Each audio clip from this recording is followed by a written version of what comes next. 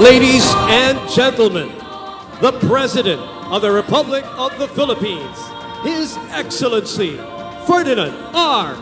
Marcos Jr.